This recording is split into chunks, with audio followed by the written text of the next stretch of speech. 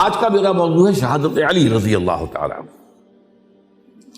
اصل میں حضرت علی رضی اللہ تعالیٰ عنہ کی شہادت بھی اسی الفتنۃ الکبریٰ کا تسلسل ہے۔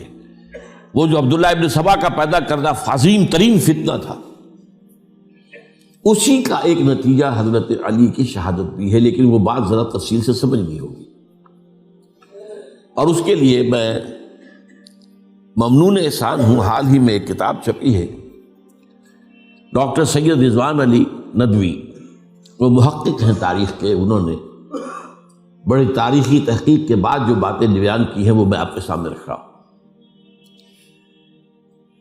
عرب میں جنوب مغرب کی کونے میں جہاں یہ یمن بھی آباد ہے، اس کے اوپر نجران ہے، اسی علاقے میں یمامہ کا علاقہ کہلاتا ہے۔ یہاں ایک قبیلہ آباد تھا، بنو تمیم۔ یہ جو لوگ تھے بڑے کرخت مزاج، جنگجو، اکھڑ، ضدی، اور جس بات کو ایک دفعہ مان لیں اس پر اڑ جانے والے اور مر مٹنے والے۔ یہیں سے فتنہ پہلا اٹھا تھا۔ سب سے بڑا جو نئے جھوٹے نبی کھڑے ہوئے تھے ان میں سب سے بڑا تو مسیلمہ کذاب تھا، یہی تو علاقہ تھا، اور اس کے خلاف اس فتنے کی سرکوبی میں کتنے صحابہ، 1200 صحابہ ایک جنگ کے اندر شہید ہوئے، جن میں 500 جو ہیں وہ حفاظ تھے رضی اللہ تعالیٰ عنہ۔ تو یہ لوگ جو یہ تھے بڑے زوردار تھے۔ اس قبیلے کے بارے میں حضرت عمر رضی اللہ تعالیٰ عنہ نے ایک بڑی عجیب حکمت عملی اختیار کی۔ ان کو وہاں سے اکھاڑ کر اور ایران کی سرحدوں پر آباد کر دیا، اب جہاں پر جہاد ہو رہا تھا، تاکہ ان کے اندر جو یہ جنگجوئی ہے یہ اب اس مقصد کے لیے استعمال ہو، اب وہ دارالاسلام کی توسیع کے مقصد کے لیے استعمال ہو، اور وہ ہوئی۔ حضرت عمر نے 2 چھاونیاں بنائی تھی رضی اللہ تعالیٰ، کوفہ اور بصرہ، کیونکہ ظاہر بات ہے کہ اب جو اسلام کا دائرہ پھیل رہا تھا اور اسلامی حکومت پھیل رہی تھی، اور زیادہ تر جو ہے مشرق کی طرف پھیل رہی تھی، ایران اور خراسان وغیرہ کی طرف، تو اب مدینے سے اس کا کنٹرول اتنا آسان نہیں تھا، فاصلہ تھا، تو چھاونیاں بنائیں تاکہ یہ اس سرحد کے اوپر یہ موجودہ مرکز رہے، یہاں فوجیں موجود رہیں، کہیں کوئی بغاوت ہو تو اس کو کچلنے کے لیے وہ قوت فوری طور پر دستیاب ہو سکے۔ یہ لوگ ہیں کہ جو عبداللہ ابن سبا کی فتنے سے سب سے زیادہ متاثر ہوئے۔ ان کی مزاج میں وہ کجی تو تھی نا۔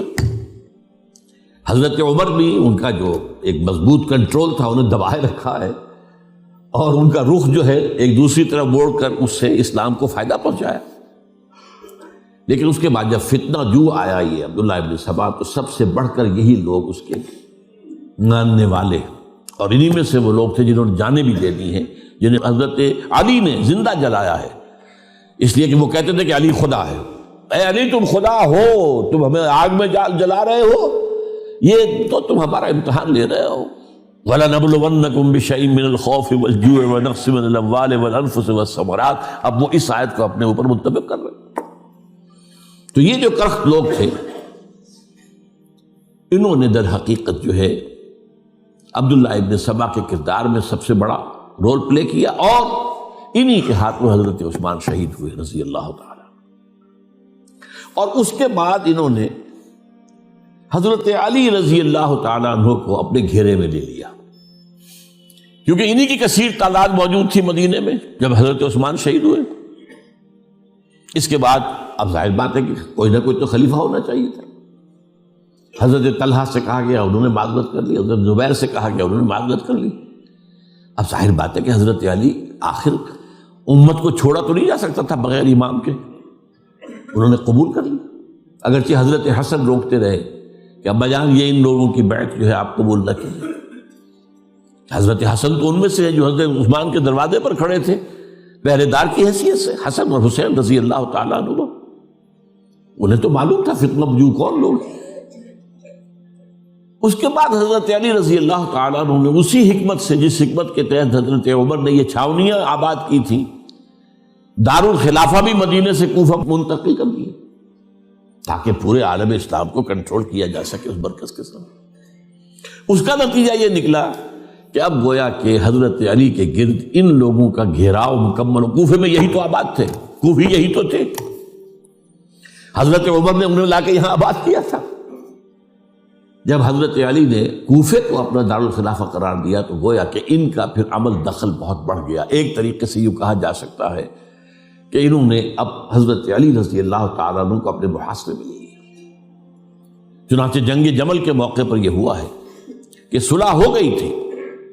حضرت عائشہ رضی اللہ تعالیٰ عنہ کے جو نمائندے تھے اور ادھر سے حضرت علی، صلح ہو گئی تھی. طے ہو گیا تھا کہ ہاں قاتلین عثمان کو جو ہے اس کو سزا دی جائے گی، قصاص لیا جائے گا حضرت عثمان کی قتل کا. لیکن ان لوگوں نے 10,000 آدمی کھڑے ہو گئے کوفے کے اندر، ہم سب قاتل ہیں عثمان کے، لوگ قصاص ہم سے اگر لے سکتے ہو. اس کے نتیجے میں اور انہوں نے جنگ شروع کر دی. اور جب جنگ شروع ہو جائے تو پھر اس کے بعد تو کوئی نہیں دیکھ سکتا کیوں شروع ہوئی، کیسے شروع ہوئی، کس نے شروع کی. اب تو یا مارو یا مرو، دو ہی باتیں ہوتی. 10,000 مسلمان ایک رات میں شہید ہوئے جنگ جمل میں. اب اس کے بعد حضرت علی رضی اللہ تعالیٰ عنہ کی خلافت جو ہے حضرت امیر معاویہ نے ماننے سے انکار کر دی. جب تک قاتلین عثمان کو سزا نہیں دیتے ہم بیعت نہیں کریں گے. یہ نہیں کہ دعویٰ کیا ہو کہ میں خلافت کا حقدار ہوں، یہ نہیں، لیکن یہ کہ آپ کو ان کو سزا دینی چاہیے. اب یہ تھا وہ مخمصہ جس میں حضرت علی رضی اللہ تعالیٰ عنہ وہ فرماتے تھے کہ میرا ساتھ دو تو میں ان قاتلین عثمان سے سزا جو ہے ان کو سزا دے سکتا. ادھر انہیں پتا تھا کہ میں سرنڈر کرتا ہوں تو مجھے علی تک تو پہنچنے کوئی نہیں دے گا، راستے میں ختم کر دیں گے رضی اللہ تعالیٰ عنہ. تو یہ پیچ تھا ایک جو ایسا پڑا ہے. اب اس میں جب حضرت معاویہ اور حضرت علی کے مابین فیصلہ کن جنگ ہوئی، جنگ صفین جسے کہتے ہیں، جس میں 70,000 مسلمان ایک دوسرے کی تلواروں، تیروں، نیزوں سے قتل ہوئے. اس موقع پر حضرت معاویہ کی طرف سے ایک آفر آئی. قرآن مجید کو نیزے پر اٹھا کر لوگوں نے کہا کہ یہ خون ریزی بند کر دو، ہم قرآن کا فیصلہ ماننے کو تیار. حضرت علی دیکھ رہے تھے کہ یہ اصل میں میری فتح کو شکست سے بدلنے کا پروگرام ہے. تقریباً فتح میری ہو چکی ہے، لیکن یہ جو طبقہ تھا یہ انہوں نے کہا نہیں بڑی ٹھیک بات کہہ رہے ہیں، وہ مانیے ان کی بات، جنگ بند کی. انہوں نے ہی یہی لوگ تھے جنہوں نے مجبور کیا حضرت علی کو کہ وہ تحکیم پر رضامند ہو جائے. اس کے بعد تحکیم میں جو معاملہ ہوا، حضرت علی حضرت عبداللہ ابن عباس کو اپنی طرف سے حکم بنانا چاہتے تھے، یہ اڑ گئے نہیں. یہ اڑ جانے والے لوگ، اور یہی اصل قوت تھے، وہاں ساری طاقت کوئی نہیں کی تھی. تو انہوں نے ابو موسیٰ اشعری کو اپنی طرف سے مقرر، وہ بہت نرم خو آدمی تھے، انہیں برابر. بہرحال جو بھی بات طے ہوئی، اب تاریخ کی روایتوں میں اختلاف ہو سکتا ہے. کہا یہ جاتا ہے کہ طے تو یہ ہوا تھا حکمین کے مابین، ادھر سے ابو موسیٰ اشعری، ادھر سے عمرو بن العاص رضی اللہ تعالی عنہما، کہ آپ اپنے جو کلائنٹ ہیں حضرت علی آپ انہیں معزول کر دیجئے، میں معاویہ کو معزول کر دیتا ہوں، پھر جو ہے مسلمان فیصلہ کر لیں کسی اور کی عبادت. انہوں نے کھڑے ہو کے کہہ دیا میں علی کو معزول کرتا ہوں، اور عمرو بن العاص نے کہا کہ میں معاویہ کو قائم کرتا ہوں. اب یہ ہے روایت، واللہ عالم اس میں کتنا سچ ہے کتنا جھوٹ ہے. میں کوئی مورخ نہیں ہوں، میں کوئی تاریخ کا محقق نہیں. اس کے بعد جو ہے اب یہ لوگ انہوں نے کہا کہ مانیے تحکیم کو، اور جب انہوں نے حضرت علی نے اس تحکیم کے فیصلے کو ماننے سے انکار کیا تو باغی ہو گئے، حضرت علی کو کافر قرار دیا، اور جا کر ایک جگہ پر حرورہ ایک جگہ تھی وہاں پر جا کے جمع ہو گئے، جتھا بندی کی، بہت بڑی طاقت پر وہاں کر. انہوں نے طے کیا کہ علی بھی کافر ہو گیا، معاویہ بھی کافر ہو گیا، عمرو بن العاص بھی کافر ہو گئے، سب کافر ہیں. حضرت علی کی طرف سے ایک گئے سفیر ان سے بات کرنے کے لیے، تو انہوں نے کہا تم ہی نے تو کہا تھا کہ تحکیم کو تسلیم کرو، کہ ہاں ہم نے گناہ کیا تھا کفر کیا تھا، ہم توبہ کی ہم نے. اگر علی بھی مان لے کہ میں نے مان کر کفر کیا تھا اب میں توبہ کرتا ہوں تو ہم ان کی بات مان لیں گے. اب حضرت علی اس طرح کا جھوٹ کیسے بولتے؟ انہوں نے تو کوئی کفر نہیں کیا تھا. بہرحال انہوں نے پھر بھی نرمی برتی کہ دیکھو اگر تم کوئی خونریزی نہیں کرو گے، فساد نہیں مچاؤ گے تو میں تمہیں کچھ نہیں کہوں گا.